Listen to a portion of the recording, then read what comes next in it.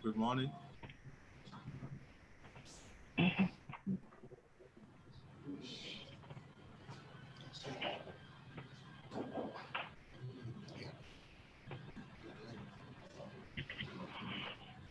Good morning, guys.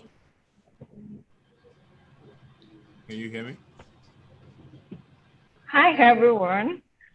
Good day to you, wherever you're watching me from. Welcome to KWARABUILD Tech Conference 2020.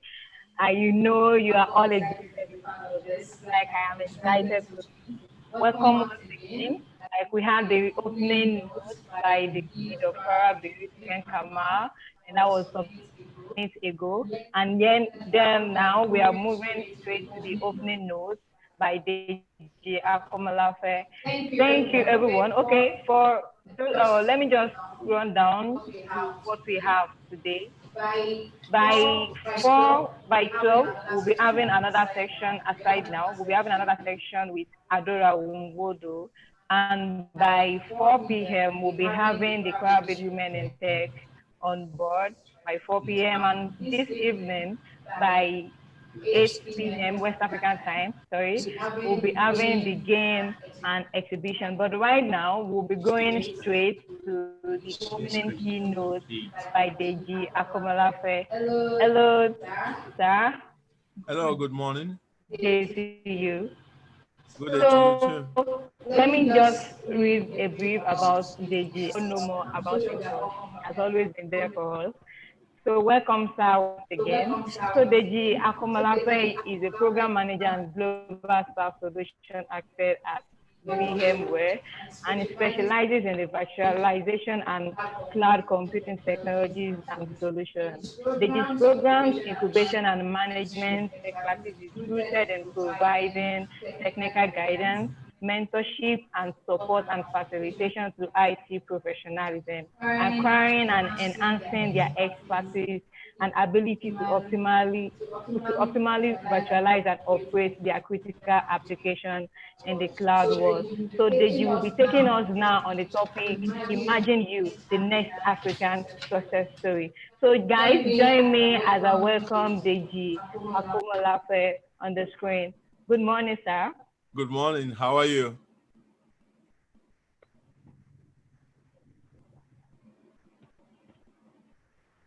Hello. Good morning. Okay, we'll be having a short music before Deji comes up. So guys, stay tuned.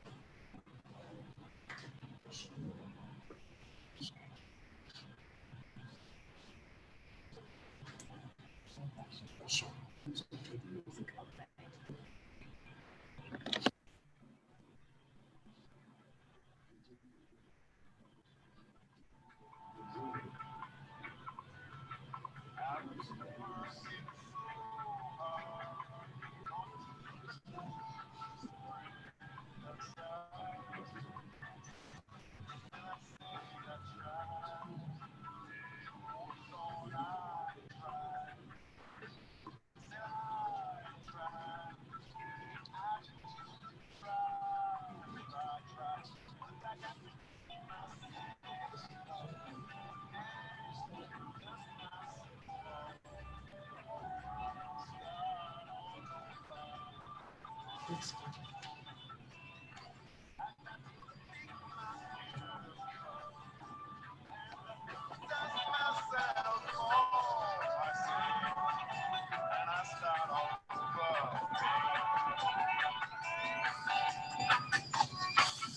in the evening sun, watching the same birds passing by.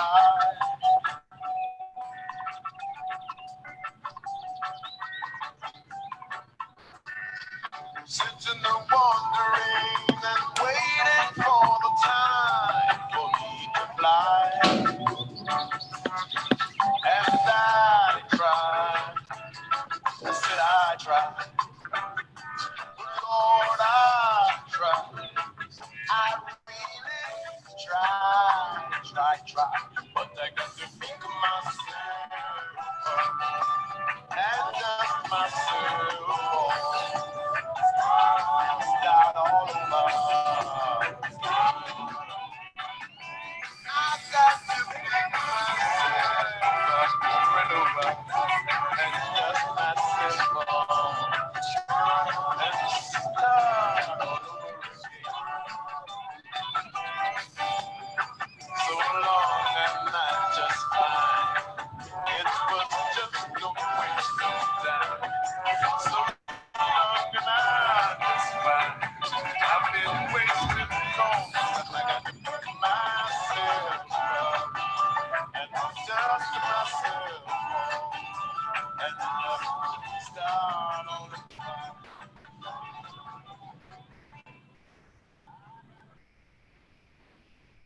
That was beautiful. Thank you. Am I on? So welcome back, guys. So it's right about time we'll be welcoming Deji Akomolafe on the screen. So for those of you that were not here with me when I read his profile, I would like to read it once more before it comes up. So Deji Akomolafe is a program manager and a global staff solution architect at VMware. He specializes in the virtualization and cloud computing technologies and solutions. Deji program incubation and management expertise in rooted in providing technical guidance, mentorship, support, and facilitation to help IT professionalism, acquiring and enhancing their expertise and ability to optimally virtualize and operate their critical application in the cloud. So Deji will be taking us on Imagine You, the next Africa success story. So guys, join me now as I welcome Deji Akomolafe. Good day to you, sir. Good day to you. How are you?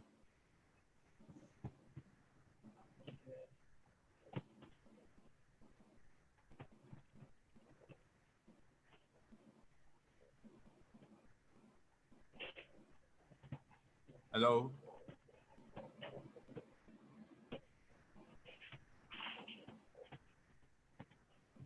Good day to you, sir. Hello, good day to you. I can hear you. I'm sure you had I can hear you. night. Welcome you once again to this KWARABUILD Conference 2020. It's a pleasure to have you here once again. Thank you, sir, for always being there. Thank you.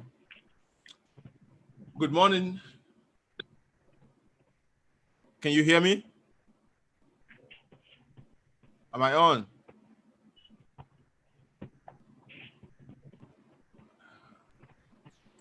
Okay, yes, you are on. Please proceed with your presentation. Thank you, Okay. Mr. Deji. All right, thank you, Mr. Kamal. Good morning, good afternoon, good evening to everyone, wherever you're joining us from today. Massive socially distanced salutes to you for taking some time out of your busy schedule to join us at the opening of this year's conference. Thank you especially for turning into me once again to celebrate some of the most enterprising and impressive young Africans and exceptional group of community builders I've ever met in my life. Please help me give a round of applause, even if they cannot hear or see you. Awesome job, guys. Awesome jobs. When the organizers of KWARABUILD conference asked me to be the keynote speaker of this year's event, I told them that they were asking the wrong person. When they insisted that they weren't drunk and that they really didn't mix me up with somebody else, I told them that they were making a terrible mistake. I'm not a keynote speaker. Oh, no. I don't mean it like that. I can definitely write a good speech. Well, if you pay me enough, that is. And I can certainly speak if you put hand for my mouth. In fact, if you give me the right opportunity, my mouth na no break, no jam. Oh, you think I'm shy? You think I'm shy? Shy, kill you there. Does this face look like it has ever been shy since it first escaped from my mama's womb? I can hear him before. I can hear him. You can't see me? Hello? We can see you, sir. All right, let me tell you something. I'm shameless. Sorry. I'm shyless. Unshy. Or whatever. I am shy, not shy, shy. That's all. I'm not shy. I wasn't privileged either. In fact, I was the opposite of privileged. While some people were born with one silver spoon in their mouth and another in their hand, I was in primary school before I knew what spoons looked like. And I had to share this single spoon with 4 other brothers, raised by a single mother. The smartest, most resilient, hardworking, and visionary woman that ever walked of the earth. That was my mother.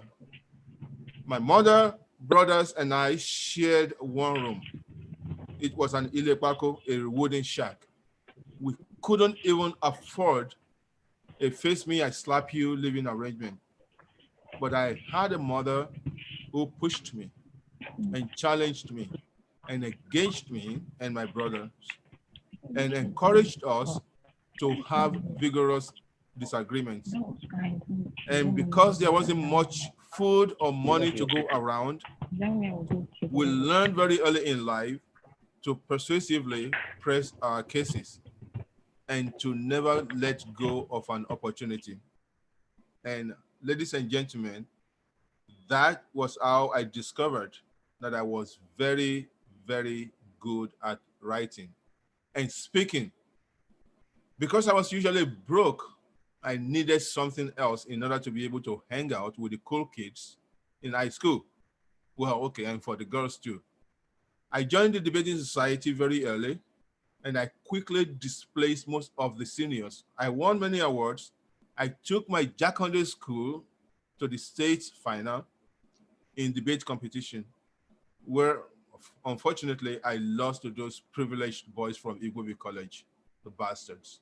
I will never forgive them, and I will never forget them. They took the trophy, but they couldn't take that which I have, my strength. Some call it talent. I don't. I call it me.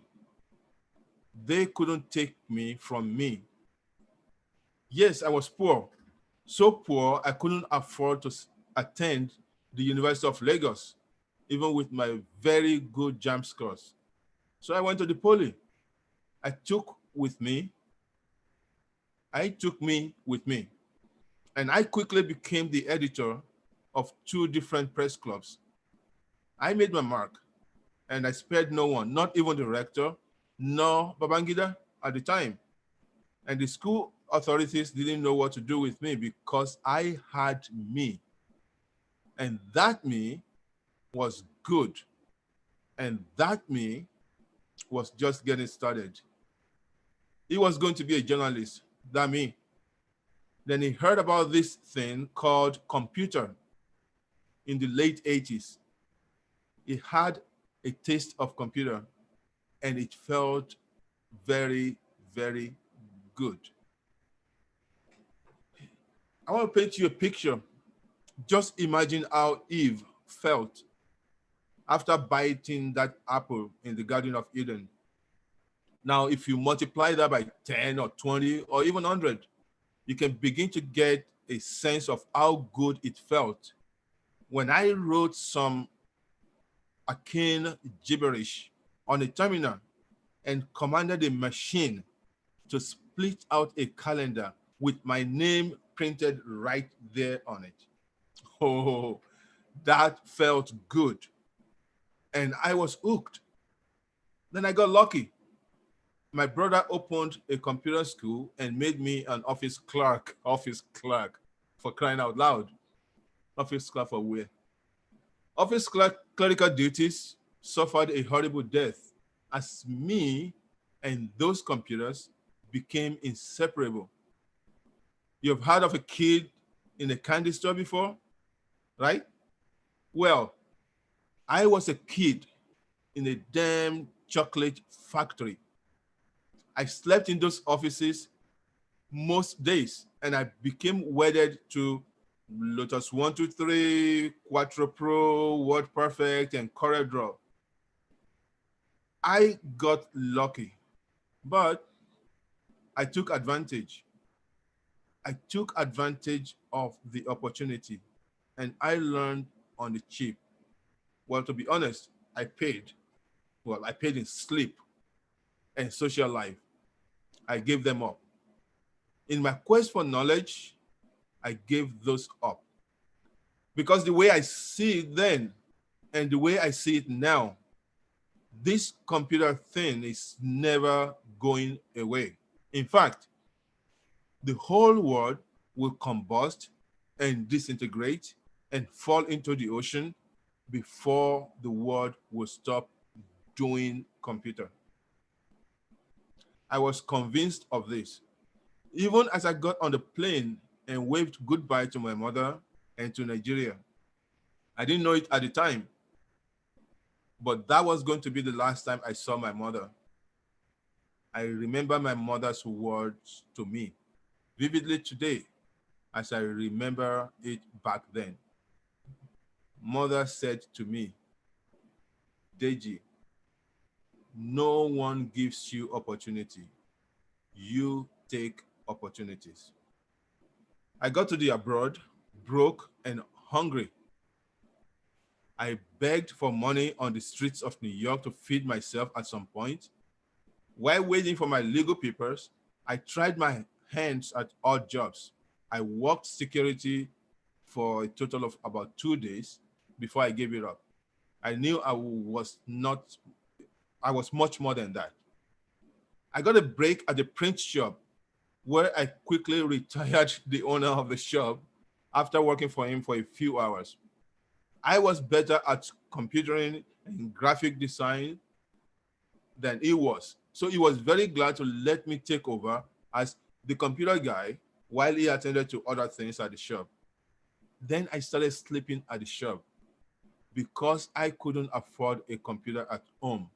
And I just had to spend quality time with those computers. I was hungry and I gorged myself on those computers. I bought books and I learned. Then I found an AOL, American Online, disc in one of the drawers in the shop, and all hell broke loose. My boss at the time didn't want to hear anything about no internet mumbo jumbo, so I asked him to let me pay for the dial-up service from the little stipend he was giving me. About 6 months later, the shop became too constricting, too small for my quest for learning. I was barely making money. I was barely getting by. So I needed a real job. I got a job at the mailroom of a large pharmaceutical company, well paying, but there was no computer. I had to settle for reading, for learning from books and magazines.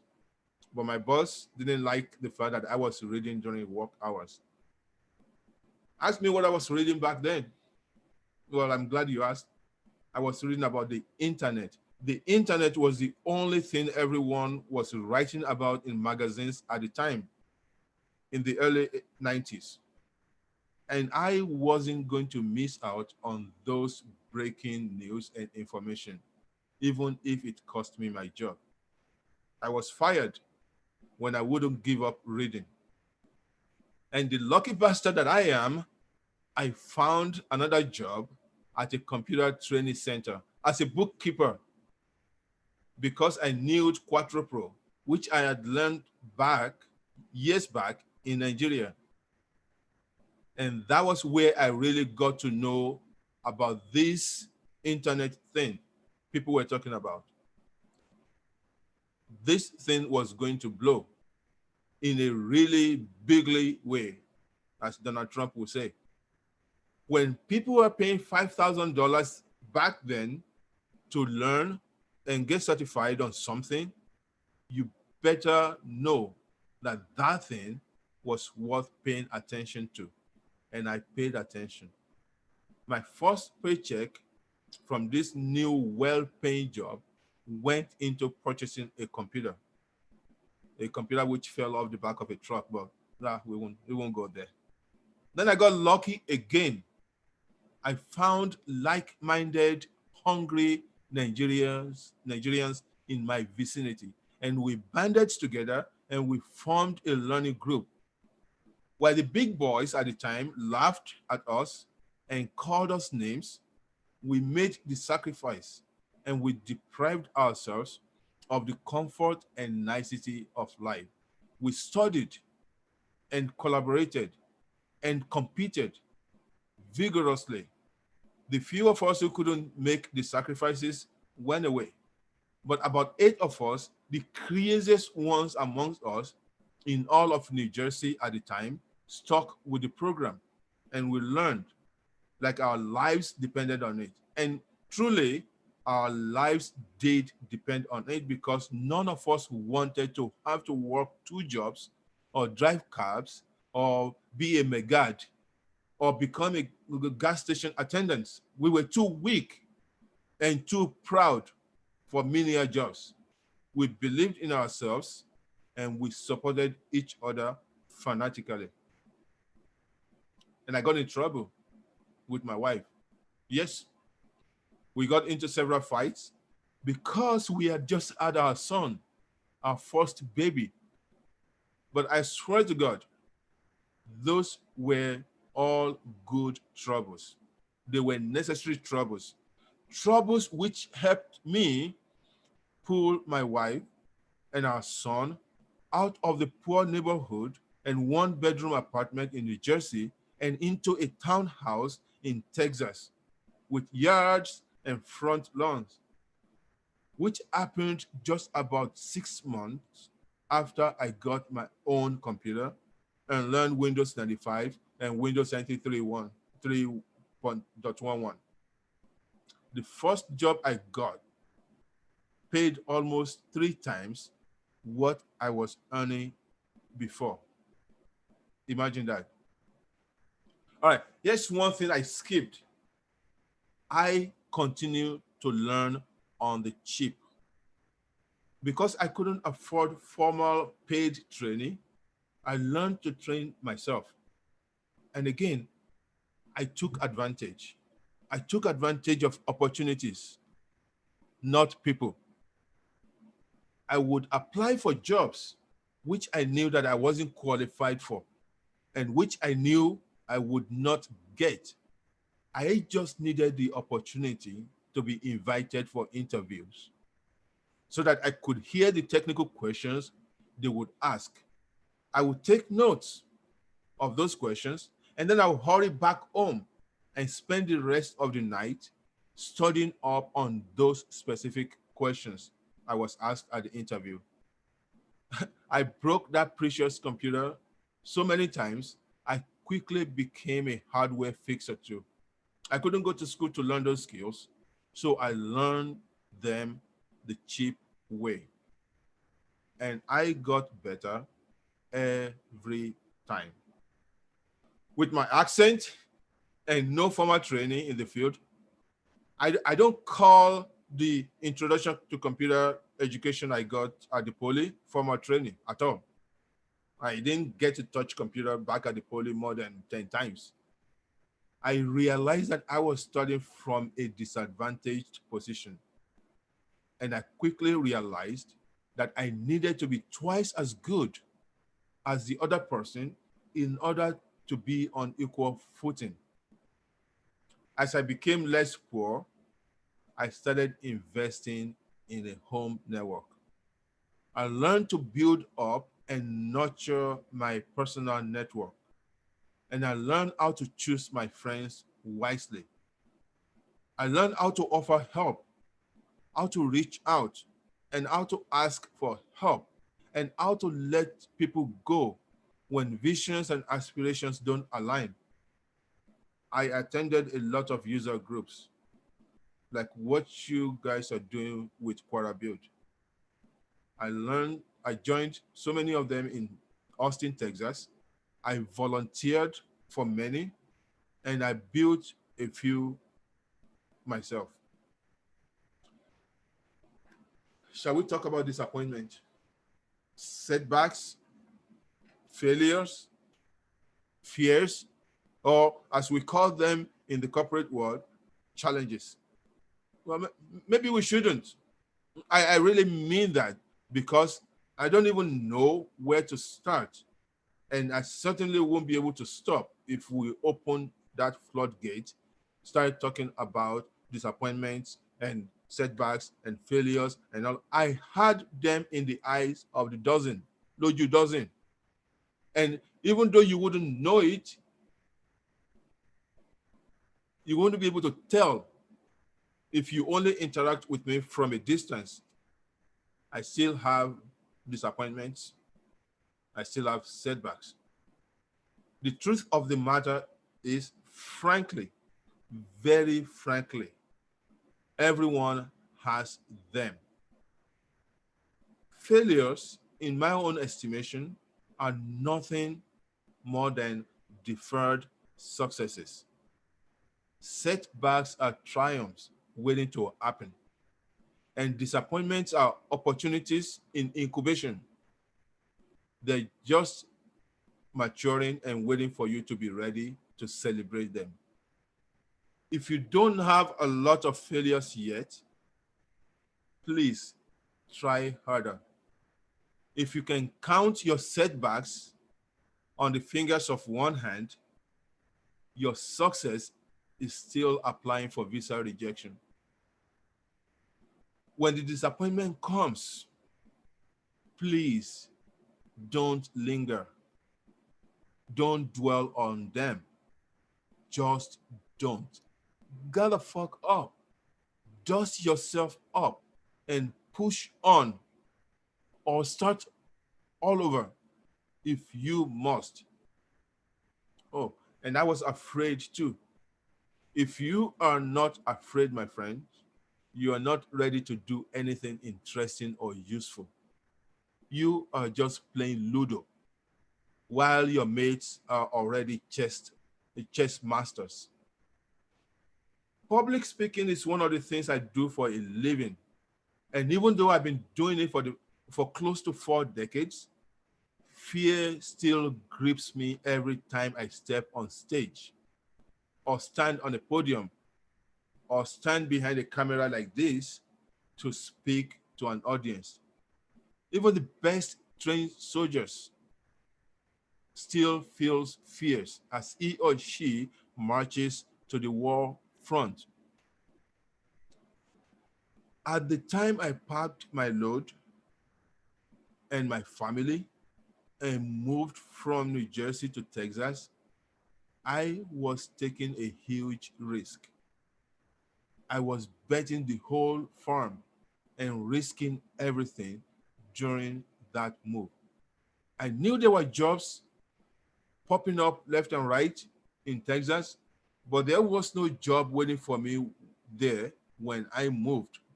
What I had was a strong belief in my ability to find a job in this computer field I had invested money, time, and the comfort of a peaceful marriage into. The other thing I had was fear. You see, my son was barely 6 months old when I moved, and I was scared shitless. One thing I had promised myself, and the thing I kept reminding myself of every day, was that my children would never go through the same level of poverty and deprivations I experienced while growing up. The fear of raising a son in poverty in America drove me from New Jersey to Texas, and it kept me running for many years. Fear is a great motivator, my friends. If you want to do anything useful with your life, learn to embrace, learn to hug, learn to kiss, learn to romance your fears. If you don't have any fears yet, please go and create one for yourself today. You need to be afraid of something. Fear drives you. Let's fast forward to 20 years later, just so I don't bore you.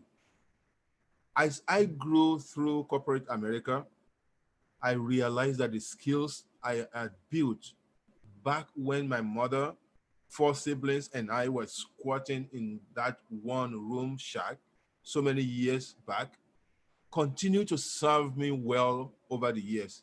Even as I developed my technical skills, even as I got all the certificates available, even as I amassed the awards, became popular, a Microsoft MVP, I found that my writing skills continue to add more values to those technical skills. My passion for reading and speaking has taken me to all the continents of the world except Antarctica and Zealandia. I have been to more countries than I can count. And I have put two children through college in America without either of them taking a dime in students' loan. That is not bad for a poor boy from a remote village of Ekiti, raised by a single mother and rejected by the then prestigious University of Lagos. Talking about rejection, this same boy has had the honor of being a keynote speaker at the same university which rejected him back then. He has had the honor of meeting with and advising heads of governments, ambassadors, governors, ministers, policymakers, and rulers from the Americas to Africa to Europe. He has had the honors of contributing to policy formulations and participating in multiple large global projects. This poor boy you're looking at became a man who, oh, wait, someone just reminded me that I was supposed to talk to you guys about how you could be the next awesomest thingamajig of Africa. Well, I'm sorry that you weren't paying attention. What did you think I was trying to tell you all this time? Apart from the fact that I am the most horrible motivational speaker you have ever met in your whole life, I am also someone who doesn't believe that there is a cookie cutter, pixie dust, unicorn fart infused one size fits all template to greatness. I don't believe that. I don't believe somebody can give you a template and you're going to just poof, become great like that. I don't believe that. The best you have, the only thing which can get you from where you are now to where you are supposed or where you desire to be at any point in future is you. You are your own magic. And the most magical thing about you is you already have you. And no one can take you away from you as long as you live. Please get to know you, ladies and gentlemen. You is trying to talk to you. You wants to tell you something. You have something unique to give you. Please listen to you. Take what you offers you, identify it, name it, now put it back in you and go and start nurturing it. For you to grow, what is not you must go. If you really want to meet the you in 20 years' time and be proud of the you meet, you better start nurturing that thing you just named. Some call it talent. You can call it whatever you want. When the dot-com bubble of the late 90s busted, a lot of companies folded up and a lot of people lost their jobs, their homes, and their life savings. A lot of lives were ruined. I was one of the people who lost their jobs and income then. But I was also one of the people who were able to recover very quickly. The fact that I was a DNS expert back then was what got me back into the workforce within 2 months after the bubble busted. How did I become a DNS expert? Do you remember the random, useless job interviews I told you about a few minutes ago? Well, guess what was one of the most popular questions I was asked back then? DNS. Everywhere I went, everyone was like, do you know DNS? Do you know DNS? Can you cook DNS? Can you fry DNS? What port does DNS run on? DNS this, DNS that, DNS blah, blah, blah, blah, blah. Everybody was asking me about DNS. The second time somebody asked me about DNS, I truthfully confessed that the only thing I knew about DNS was how to spell it, DNS. Well, long story short, I studied the hell out of DNS. And I became so good at it that the proud Nigerian me, the silly Nigerian me, started to argue DNS with Cricket Louis. If you don't know who Cricket Louis is, please Google him. He's one of the godfathers of DNS. My first MVP, Microsoft MVP award was in DNS. No one could take DNS away from me because I made DNS a part of me. And it was what I sold to rebound from the dot-com layoff. And I have never looked back since. Be good, my friend. Be very good at multiple things. But until you've become exceptionally good in at least one thing, to the extent that any objective observer can look at your body of work and call you an expert, you are not good enough even to start dreaming about being considered a local champion, much less an African success story. I said I was lucky. Truthfully, I disagree with myself on that. Luck had nothing to do with my being here speaking with you today. I worked my freaking ass ragged to earn everything I have gotten. What I didn't tell you earlier was that there were many of us at that computer school my brother started way back then. While I was sleeping in the office at the time, they were happy to close right on time and go drinking and partying. You remember the big boys I told you about in New Jersey? Those guys who were laughing at me and my study partners? Most of them ended up in jail and got sent back to Nigeria. Many of them are still working menial jobs in old age. and some are still trying to hit it big, to blow like Hush Puppy or Hush Granny or something. I don't know.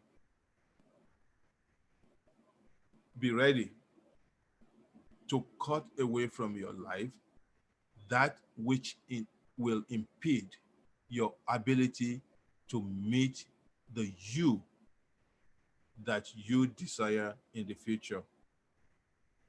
Please stay true and loyal to your friends. I meant those whose visions align with your aspiration.